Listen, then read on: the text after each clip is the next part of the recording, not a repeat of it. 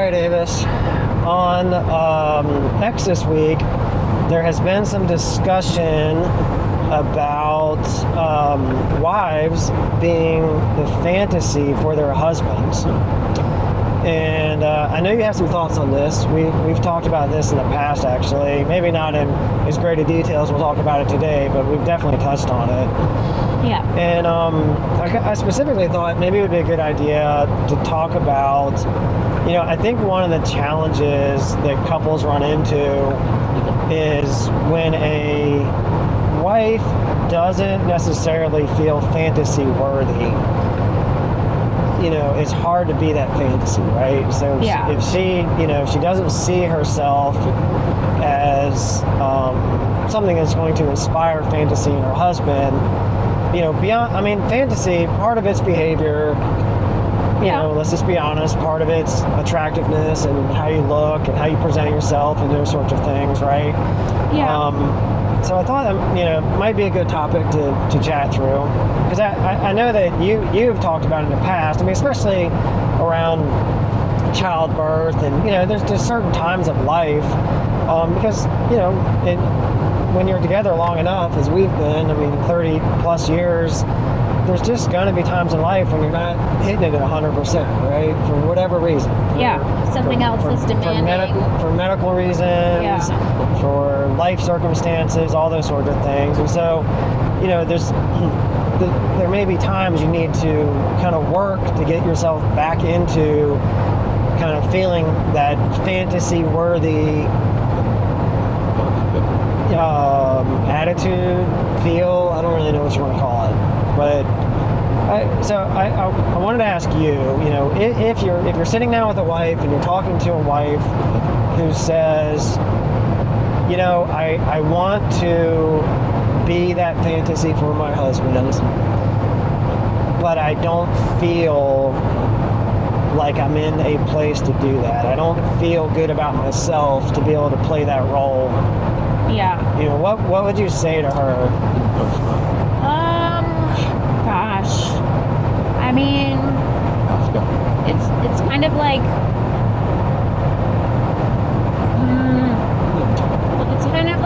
never have I ever regretted having sex. I think you just have to start doing it, like take it till you make it kind of thing, right? Like, that's what your man wants. He didn't say I want you when you're 100 pounds lighter. He said, I want you now. So, if he wants you now, that's really all you need to know, I think. Yes, working on ourselves is good, and trying to get in that space where you're feeling good about yourself is good, but if your man isn't saying no, then you should be saying no, right? I think your man leads that. Completely not the answer I expected from you. I know. Completely not the answer I expected from you. I know. I said, I know. I knew you were not going to expect that. Yes, we should be working on ourselves. And even me, if I lose a half a pound, that can be the difference between feeling blah and feeling super sexy in my lingerie. But if what you need from me is fantasy, then I need to give you that fantasy. If you're telling me that how I look at a particular moment in time is fantasy worthy to you, then I need to get out of my own head and be doing what you need, if that makes sense. That's where I was going with my first answer. I can see in your face you're still baffled by my answer. No, I think I'm getting it, but yeah. So, maybe we should take a few steps back. Maybe we're starting this conversation from the wrong place. What does it mean? When we say a man wants his wife to be his fantasy, what is that? What is that behavior? Is that look? What is it? Well, I'd say it's a combination. I think it's everything. It's behavior, it's looks, it's the wife's state of mind. But you asked, what would I tell a wife, at the here and now? I guess is the first answer. But you want the whole package. You're asking me what is ideal fantasy? Yeah, I mean, what is ideal fantasy? I mean, I could rattle off a few things from a man's point of view. You know, I mean, obviously attractiveness is a big part of it. Yeah. You know, kind of adopting a submissive attitude, a willingness, a kind of being excited about sex, being enthusiastic in sex. You know, and you said earlier, and you've said this in previous, episodes we've done of this, that you never regretted having sex. And I think what you mean by that is, even if there are times because of life circumstances that maybe you haven't felt your most kind of sexiest self, but if I'm still initiating sex with you, you're not regretting that, right? So, no. And I think that's what you mean by that, right? Which is like, it's not. You kind of adopt an attitude of it's never really forced. Like you may not, because of how you feel at a particular point in time about yourself, be as willing to kind of adopt this sexy kind of initiative, because sometimes you'll be very flirtatious and those sorts of things, right? Yeah. But I think when you're not feeling your most sexy self, you may not be as flirtatious. So you're not really, what's the word I'm looking for? All right, I want to say inspiring, but it's not the right word. Yeah, I'm definitely not. There's instigating. That's the word. You're not necessarily instigating sex. Yeah. But if your man is instigating sex, obviously he's finding some attraction to you, or he's trying to, fix something that needs fixing. Yeah. Even if you're not at your most attractive best, and you're saying, you've never regretted that when we have kind of been in those places in the past.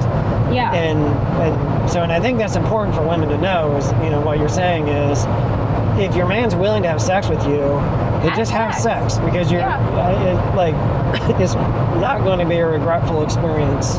No. In a healthy marriage. Let me just say that too. Correct. Yeah. Always framed in a healthy marriage, but I think a top killer of a healthy marriage is a lack of sex, right? Yeah. Sex is huge, and it's. Yeah. I know that a lot of men, I think just because of the way we're wired, we do not underestimate the importance of sex in our relationship. But I think sometimes women do. I know, and it all kind of ties together, because a woman, I think, is just as excited about sex as a man can be when she's feeling good about herself and feeling in a sexy place. Mm-hmm. But if she's not, she may not be as motivated by sex as a man may be. So it's a little more consistent with men, no matter, like, I've had my ups and downs myself in terms of, how fit I may be at a time, or those sorts of, whatever, right? And there are certainly times I feel better about myself and the way I'm carrying my physique and presenting sexiness, if you want to call it that. But one thing that never really changes is I'm still very motivated by sex, no matter how I may present, which I think is a difference in women, is that how you are presenting and perceiving yourself, it's a little more kind of ebbs and flows. And so that's why it's very important in a relationship for a husband to be as supportive as he can towards his wife getting to a place to where she feels good and attractive and sexy about herself, because I think that's only going to help everyone in the sex department. Yeah. That was a lot of words, but yeah. It was a lot of words, yeah. But I like to be thorough. Yeah. No, yeah. I agree with all of that. Like, if your man is wanting to have sex with you, you might not feel like you're perfect, but he's still interested, right? Yeah. So have sex. That doesn't mean everything is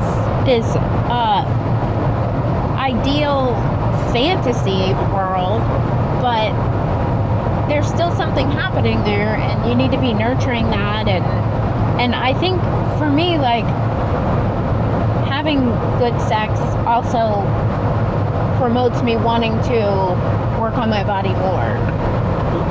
Right? Like, I want to be all that. So sex is kind of inspiring in a way. Yeah. So yeah. Okay. Be like, ooh, you want to have sex with me at this stage of the game? Well, what about that stage of the game? Like, that's got to amp it up a little more, right? Yeah.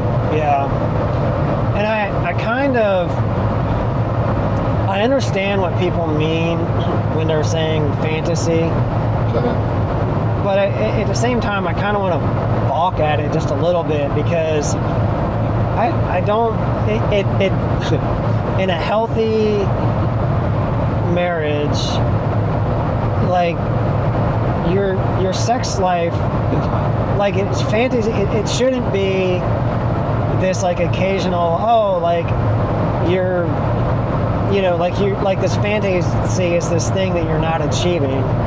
It's like it should be part of your normal sex life. Like it like your normal thing should be probably what couples who are not in a good relationship see as a fantasy. And for you, it's not a fantasy. Yeah. You know, but it's more like you're living a lifestyle or roles or however you want to say it that, you know, just promotes healthy, good, enjoyable, you know, satisfying sex for everyone. Yeah. And I think that's multifaceted. That's everything from the I have 10 minutes, let's do something fun, to the I'm going to spend 2 hours getting myself ready and putting, you know, effort into glamming up and really just making it extra fun. Extra fun. Yeah. So Gia was making a comment this week, and I've seen her kind of say this before too, about, you know, she advises all wives to basically buy like a cheap lingerie rack and have, you know, lingerie, right? Which is an important part of, you know, just. Again, I'm going to go ahead and use the word fantasy because I don't know what other word to use, even though I kind of don't like it.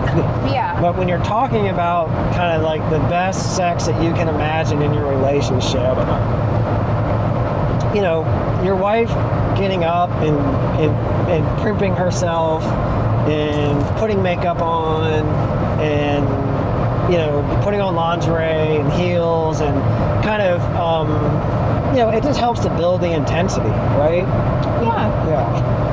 Yeah. For sure.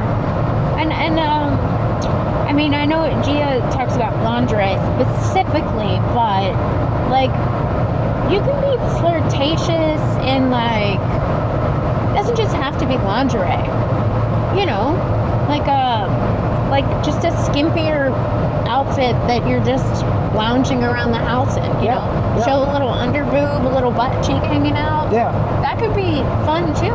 Yeah. I mean, I 100%. I mean, if we're just hanging out at home, and it, you know, it could be 2:00 in the afternoon, you have a number of cut-off shirts. This basically is your wear that I know exactly what you're talking about. That you know, it's not necessarily appropriate for rolling around in public, but at home, if we're just hanging out together and I'm seeing you here and there throughout the day, and you got your little half cut on shirt with a little under boob, and I mean that you're right. I mean, for me, it's more comfortable than lingerie, but it's also still fun.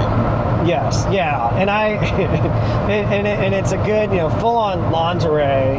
What most of us think of as lingerie is, you know, is not going to be the kind of thing that's probably ultra comfortable to roll around in for 8 hours around the house, right? Yeah. So, what you're saying is like, I mean, I don't mind talking about that specifically, but yeah, I mean, you have little half shirts you wear around that, you know, is kind of an all-day thing, and little, you know, short booty short things, and sometimes you'll wear like a wedge or something around, and you know, it's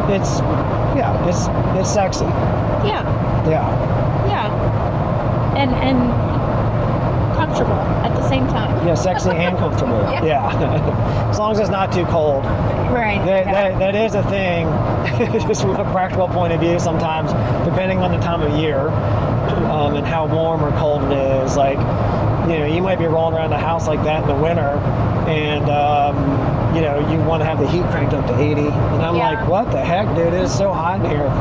But then I give you options. I'm happy to put on more clothes. Yeah. And Or you usually agree with me and let the heat stay up. Yeah. I know. I have to put a t-shirt on or something. I don't know. So yeah. So what do we? So, you know, that's one example that we just gave of, right? Like, like a man, if we're talking about fantasy, right? I mean, always kind of wants to see your wife kind of sexualizing herself, right? And I know that's a word that's going to make some people upset. And I know people that aren't in healthy marriages, specifically maybe the women, are going to get a little upset by that. But it's just the reality, you know. I don't know what to tell you. Go argue with God, right? Go, like, men are wired in such a way that they're, I mean, your husbands are sexualizing you. It's not the only thing that they appreciate about you, right? I don't want to make it sound like there's so much I appreciate about Avis beyond just, you know, sensualness and sexuality. But at some level, it is one of the more important and most important things, and I'm no different than any other men out there. No matter what your husband may tell you, he's going to sexualize you, right? Yeah. I mean, that's why that's why he got interested in you in the first place. He found you sexually interesting, and that doesn't stop just because you got married. No. Right? So, you know, I'm still flattered that I can, what are the words I want to use? Pique your interest, we'll say, sexually by just walking into a room sometimes. Yeah. After how many years have we been together? Yeah, 33, 34, I don't know, something like that. Yeah. And I a lot of that's attributed to, though, because you are putting in the work to do that, right? Yeah. You are not just, you know, it's a lifestyle that, you know, we have kind of, you know, and you've always done a pretty good job of it throughout our marriage. But I think, you know, the longer we've been married and the more that we have kind of bought into what I like to call the natural order, and just coming, you know, being okay with the fact that I'm sexualizing you because I enjoy that, right? That's part of the glue that holds us together. Yeah. And putting in the work, understanding that you're being sexualized and being okay with that, right? And that comes with a certain amount of, you know, you're out getting your nails done, you're keeping up with your hair, you're doing the best you can to stay fit. Like, you're doing, you know, you're wearing makeup, you're doing all the things that kind of, if a guy was going to say, you know, fantasy, right? A woman who's keeping herself up and is attractive, like, you're putting the work in to do that. Yeah. Yeah. I try. Yeah, you try. And so that's why I think I'm still, even though, you know, we've been together as many years as we have, you just turned 51 years old, I am about to be 52, but, you know, we're still rocking it, you know, and I think that's great, and I applaud you for that. And it's good for our marriage, you know. I mean, there are, I know you're 51, right? There is some reality in the world to that, but I see plenty of 30, you know, 40, probably even some girls in their 20s that, like, I look at them and I look at you and I'm like, man, like, to me that's still way more attractive, you know. And generally speaking, you know, just a thing that's always been a thing about me is, like, I find a woman who is my age or my age range who is attractive far more appealing than someone who may be 15 or 20 years younger than me, because it just, it's cool having somebody who's kind of your same generation and mindset and, you know, that sort of thing, who is still being very attractive. Yeah. So, well, I appreciate that. Now, that's not to say I pull it all together every single day. Yesterday, I'm pretty sure I had a delayed morning, and then I worked out, and it was about 3 o'clock in the afternoon when I finally looked in the mirror, and I said to you, why didn't you tell me my hair looked like this? Yeah. Well, sometimes I appreciate the messy hair. That can be fun too. But the evidence that I had worked out sometimes is enough for you to sort of let the other stuff be like, okay, this is a workout clothes day because there's a lot of stuff that's just getting done. Yeah. And we're on a trip right now. We're heading up to see our oldest daughter. We're going to be up seeing her for about a month. And so yesterday was a lot of chaos. Yeah. Just kind of final getting ready to leave our house for a month and everything we might need. Yeah. So yeah, that was a little bit of a different day. But I do want to say, you kind of have to set your expectations that, you know, it's not. I'm talking about, you know, you're rolling around in a half cut off shirt, you've got your makeup done, and all the, you know, the things. Like, that's not an everyday thing, you know, because there is the reality of life. Yeah. And honestly, I don't know if it was an everyday thing, if it would kind of get stale a little bit, you know, like, I don't know. I struggle on that because I always like you to look presentable and attractive, and you do, but I guess it's just to a different degree. Yeah, I mean, that's kind of it's a sliding scale, right? Like, you have multiple outfits and different shoes for different purposes, right? So, like, within each range, you can look cuter. Because it's not like I'm running around in, like, baggy t-shirts and hiding my body, right? Yeah. Like, I'm generally flattering my body no matter what I'm wearing. And yeah, sometimes a washed, fresh face and some messy hair is cute too. Yeah. It doesn't always have to be makeup and those sort of things. And attitude's a big part of it too, because even when you're rolling around, you know, maybe not in that most flirtatious state of dress, you're still, you know, flirtatious in your behavior and presenting my butt for smacks. Yeah, you're always glad to stick it out there for me in a smack. Gotta keep you up on your job, Rob. Right? Yeah. That's how I know I'm doing good. I can't be slacking. Yeah. So, you know, the fantasy, again, I'm struggling with that word, but it is important. Yeah. It's important. And if you're not recognizing that in your marriage, you're doing a disservice, right? Yeah. And I do want to say specifically to husbands too, give your wife a little grace in this area, you know, especially if she's just learning to kind of get into that mindset in practice for you. And there are different periods of life. I mean, hopefully you guys are married, you're having kids, you're kind of doing all the important family dynamic things that make marriage so great when it's working. But that the reality of that is, I mean, you know, pregnancy is not always the most sexy thing. It's not the most sexy thing when your wife has been up all night with a new baby, or you know, whatever that is. There are periods, and you as a husband during those times, you know, have a little grace, right? And I, you know, in our marriage, I mean, during those times when we had kids and our kids were younger, you know, I know Avis wasn't always looking her best. I understood that, right? And I made allowance for it. But I also would encourage her to kind of like at least get to it the best that she could, right? So, you know, I think we've mentioned before, kind of trying to live this natural order fantasy lifestyle. You know,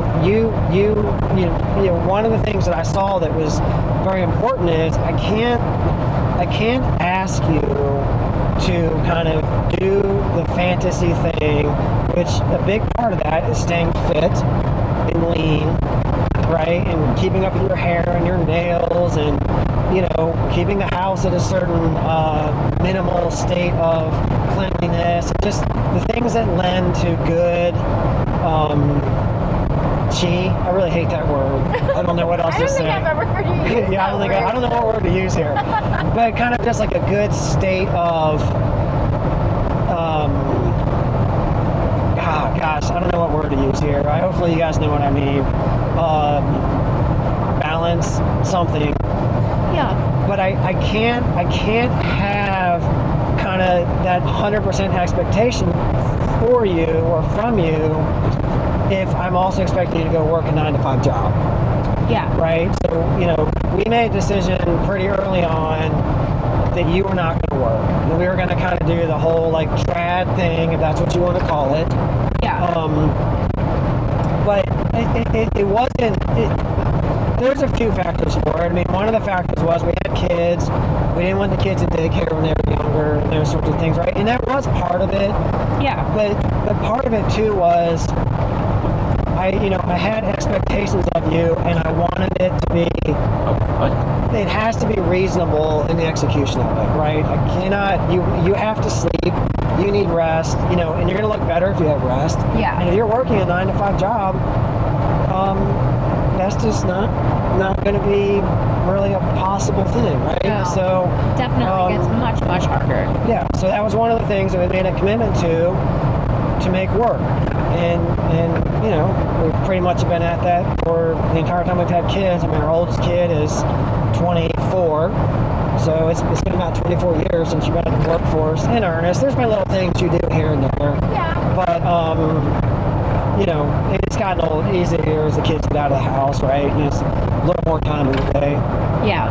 So, And we had a deal too when the kids were little, because the house is important, but my looks are also important. And then obviously taking care of the kids was primary. yes. So when you would get home from work, you expected the kids to be alive and well and fed, as I did, and that was always accomplished.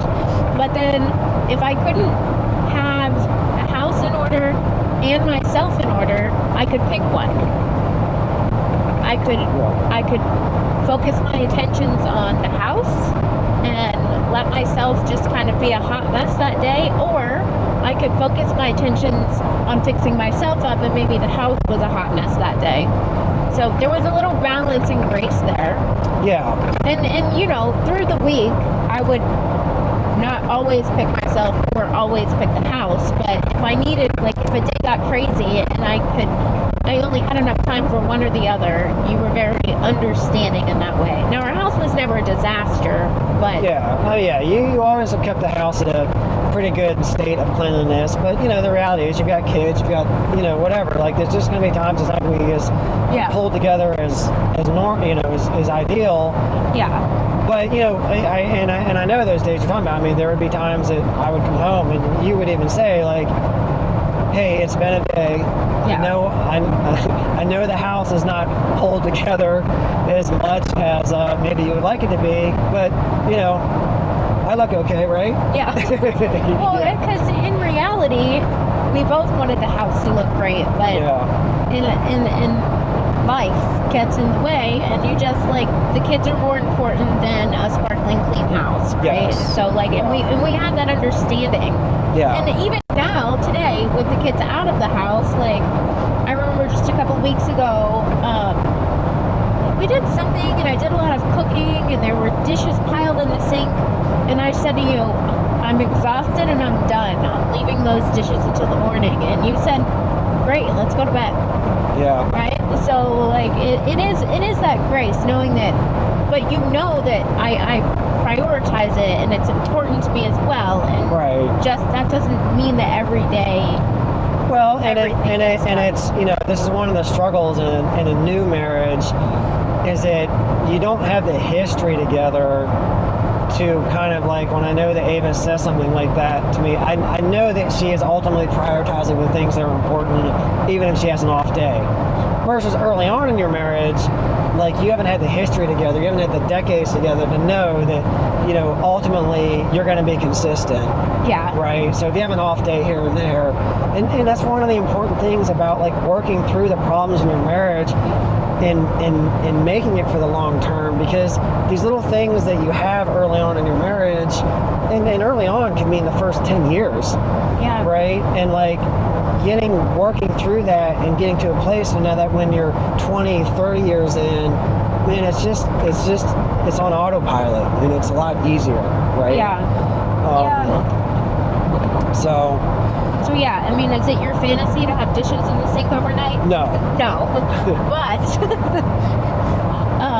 you know, that's reality. And I think bringing it back to the whole fantasy thing is that, yeah, the fantasy is not going to play out every single day, but there's ways to just keep it alive. You know, doing the best that you can with your fitness.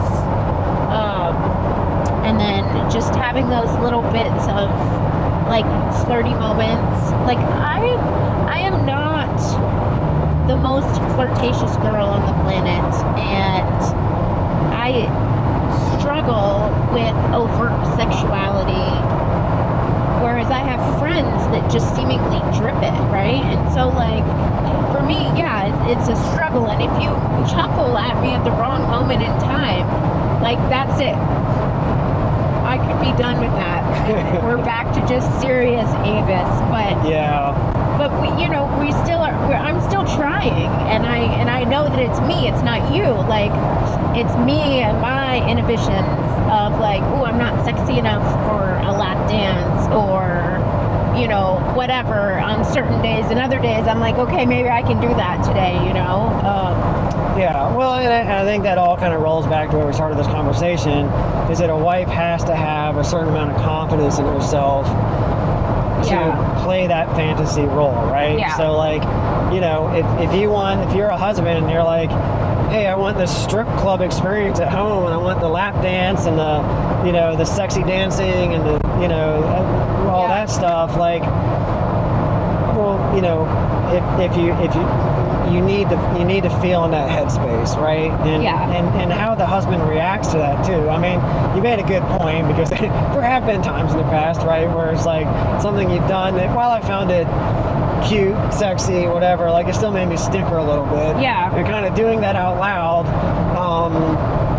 it does kind of set you back a little bit. So it's something, good as a husband to keep in mind is that, if you're trying to encourage this behavior in your wife, encourage the behavior and maybe tread a little lightly. Yeah. As you're working through that. But oh yeah, maybe you need a stack of ones. I mean, a stack of ones. Yeah. You're a cheap date, man. Stack of ones. Oh, well, I could go for more. A stack of hundreds? Hundreds. That's what I meant by ones, Rob. I didn't say how many zeros are following. Yeah. I mean, if you're doing the whole fantasy thing, right? Like, I'm not. You're just gonna like take a stack of hundreds and just let them out. Yeah. And I'll be like, give me those back. I think I would have earned them. So, kind of rolling back to what I was hoping to get into is, I think we've talked about some kind of things that are fantasy-like, right? Like, golly, Handy Ginger Gal. Is that her name on X? Oh, something like that, yeah. I like her. She's cool. But she posted something, I think it was just yesterday or the day before or something, and about that she's done some photo shoots for her husband, right? Mm-hmm. She posted a kind of like PG-13 photo. Yeah. I guess that was herself. I didn't actually ask if that was her. I guess it was. Of like a boudoir type shoot, and we have, you have.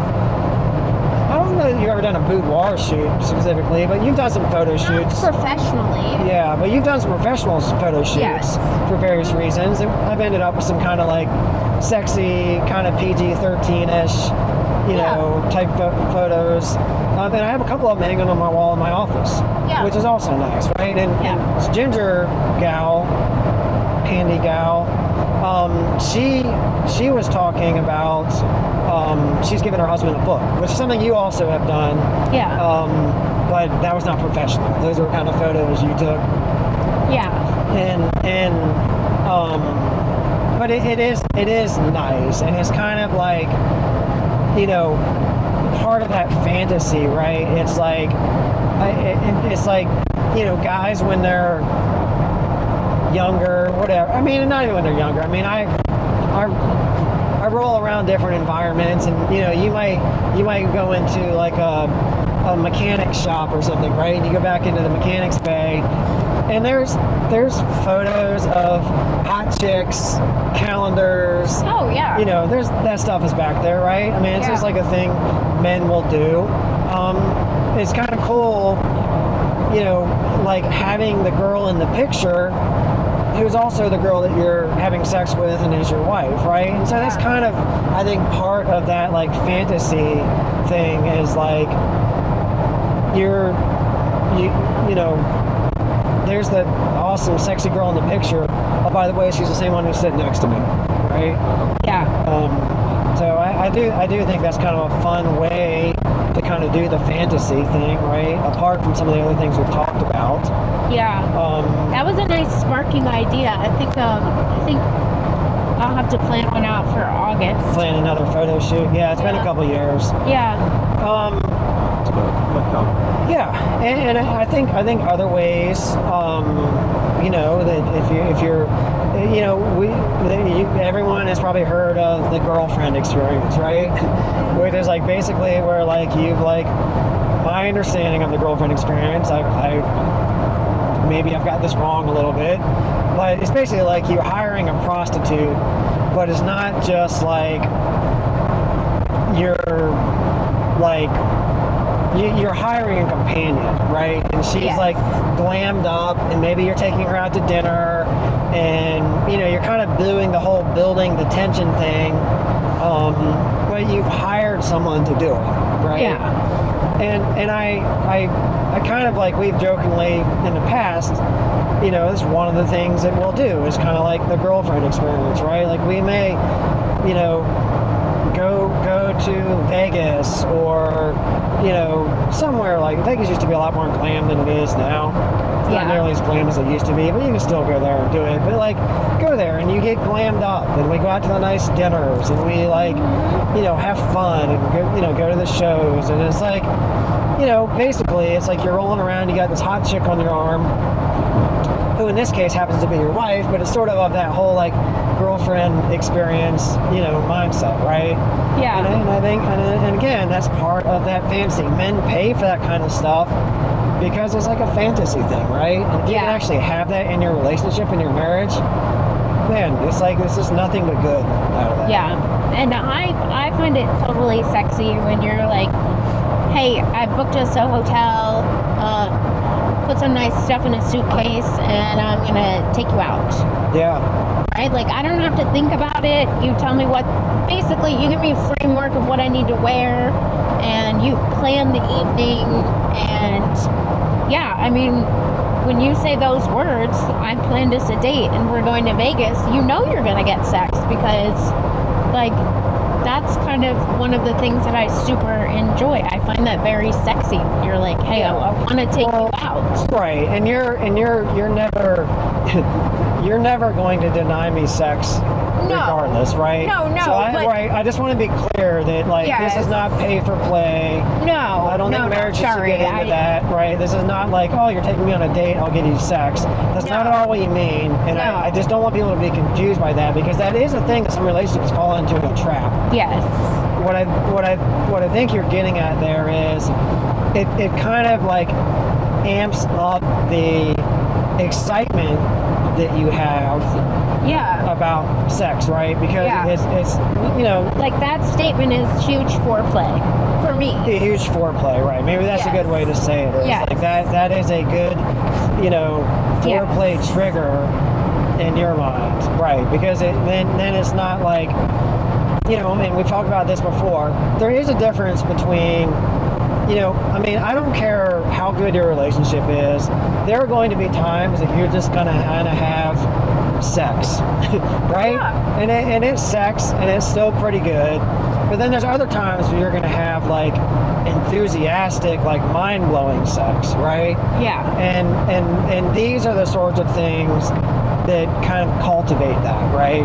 Right. So Yeah. I could say to you, hey, yeah, go in there and get your ass on the bed. We're having sex, right?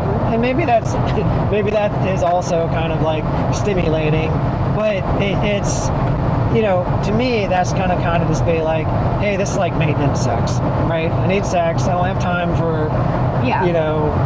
all the hoopla around it, and we're just gonna have sex. Versus the like getting the foreplay and kind of throughout the day and the build up and going on a date and all that, and it's like, it becomes more pleasurable because there's been more build up to it. Maybe that's the way to say it, right? Yeah. Foreplay. Foreplay, yeah. Yeah. Sometimes you're just having sex, and sometimes you're having experience of sex. Yeah. So, but yeah, no, we don't do the pay to play thing. I never even because we don't do it. I'm not ever really thinking that what I am saying could come out that way. But no. Yeah, well, that's why I just want to clarify. Yeah. I don't want anybody that's maybe looking to us and saying, hey, these guys have been together 30 plus years. They seem to have a great relationship. I just want to be clear when we're talking about what we're talking about. That because you can fall into those traps, and it's not a healthy place to be. Your husband should not be having to do chores or certain things to get sex out of you. Have sex with your husband if he wants to have sex with you. Yeah. Right? Right. And end of story. There should be no argument about that. Yeah. Again, making allowances for if you're sick, or there are periods of times you got to give your wife some grace, right? Like Avis was just getting over the flu a couple weeks ago, and she had a couple days she felt really, really, really crappy. Yeah. And it would not have been cool for me to go in and be like, hey, get your ass in there. I don't care that you've got a headache and, open your mouth, right? That's not gonna, you're gonna do it. I know you would do it, but it's not cool. It's not I care about you. I love you. Yeah. I'm not going to put you through, this kind of you're not feeling your best, right? So you got to make some allowances for that. Yeah. But, also have sex with your husband and he wants to have sex with you, right? Yeah. So in a healthy relationship, that's what you're going to do. Yeah. And then you're going to have times where you're going to have more foreplay, and that sex is probably going to be a little better for both of you. Yeah. But that's just the reality. Yeah. So sex is good. Amazing sex is better. Yeah.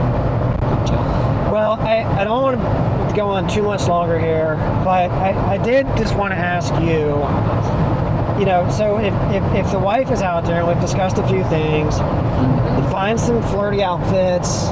Yeah.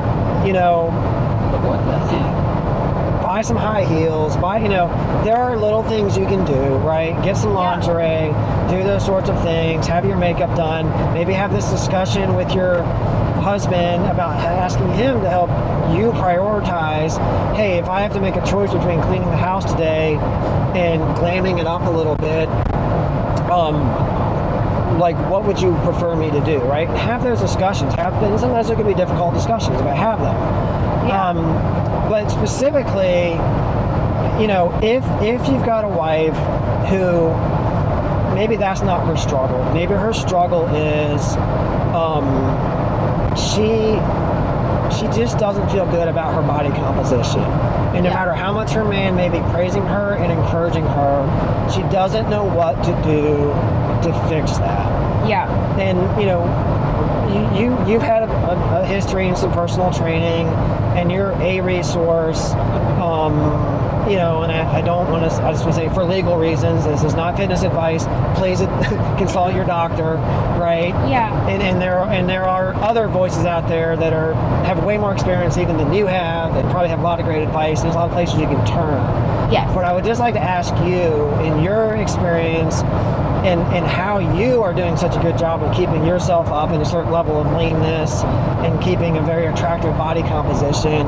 what would you say to a wife? Like, what are some very practical steps she can take to kind of start moving in that direction? What should she be doing? 10 lives. There's some simple steps that I like to tell everybody to start with. So, avoiding sugar and processed foods. Just putting your diet towards more whole foods, if that's an issue for you. Having a gallon of water a day at a minimum. Most people can safely drink at least a gallon of water a day.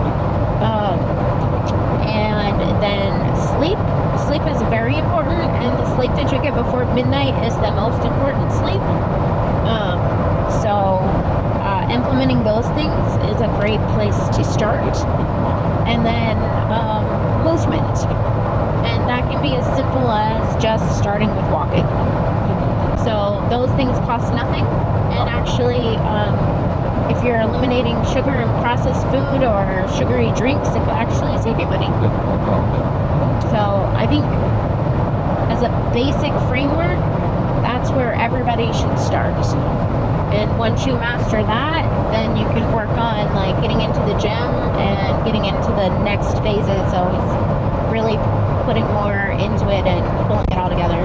Yeah, I like to think of it as, we all have a bunch of levers we can pull, right? And you just mentioned some levers that you would pull, which is like cutting certain foods out of your diet, even if you're not counting macros, right? Yeah, if you just say like, hey, I'm eating all this sugar, well, stop eating sugar and replace it with something else, right? Yeah. Try to drink more water, try to do those things. Yeah. And maybe you get enough little movement that becomes a little motivating to you because you're seeing some change, right? Yeah, you'll feel better, you'll look better, and then, like you said, maybe that's enough, depending on your lifestyle, to start losing a little bit of weight and seeing your body change in positive ways.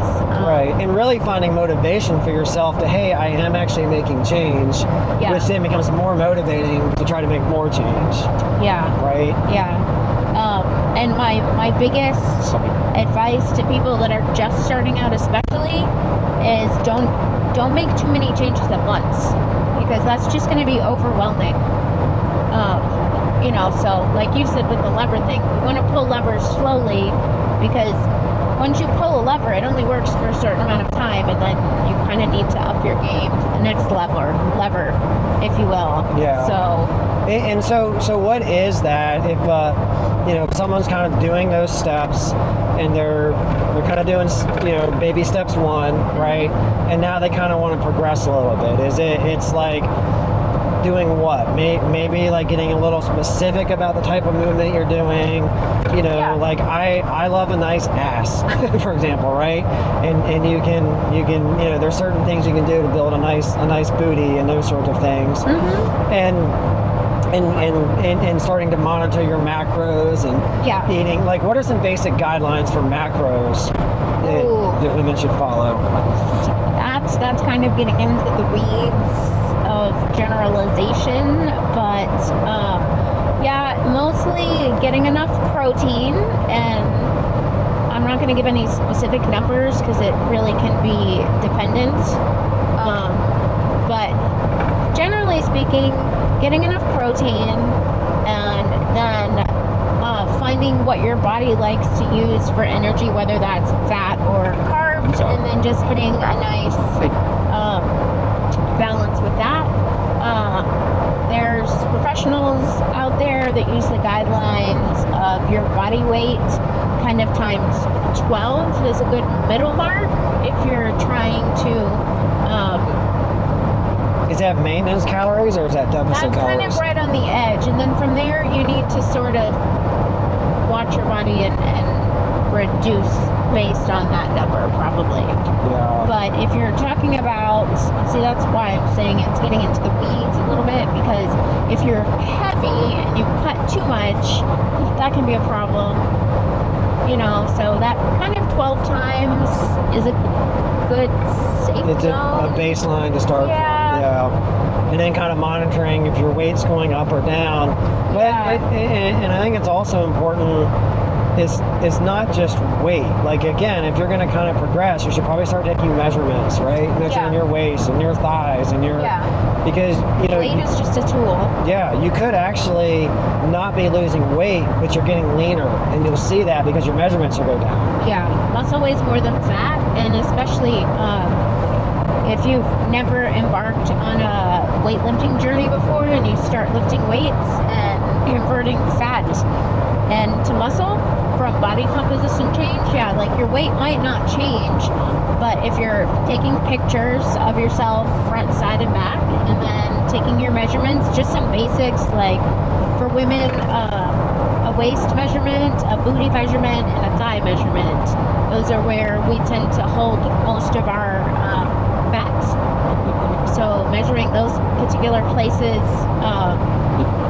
will really help to show progress when the scale might not be showing that progress. So and like we said, like just like seeing some amount of change can be motivating. So even if the scale's not moving and you're like, hey, but my thigh got a half an inch smaller, right? And I I've said this before, men and people in general, we have a bad habit of kind of saying weight when we talk about weight, right? But I don't think really that's what we care about. What we care about is how lean.